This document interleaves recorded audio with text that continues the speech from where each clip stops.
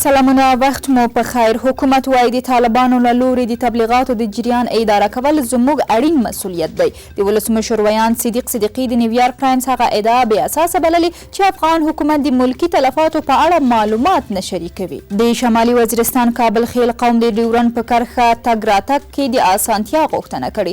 تېره ورځ د شمالي وزیرستان په شورا کې یوه لویه غونډه جوړه شوې وه چې پکې د پښتون ژغورنې غورځنګ مشرانو هم ګډون کړی و. په تېرو 24 ساعتونو کې افغانستان کې د کرونا 40 تازه مثبتې پیښې ثبت او دغه ویروس اخته 14 تنه مړه شوي دي. د عامې روغتیا وزارت وایي چې په هیواد کې د ټولو مثبتو پیښو شمېر 53,584 ته ورسید.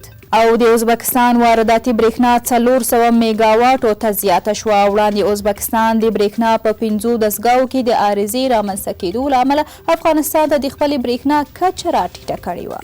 5 افغان لوبغاړي د پاکستان کرکټ په سوداګریز لیګ کې اخیستل شوي. په دغه لوبغاړو کې راشد خان، محمد نبی، مجیب زدران، نور احمد لکنوال او قیس احمد شامل دي.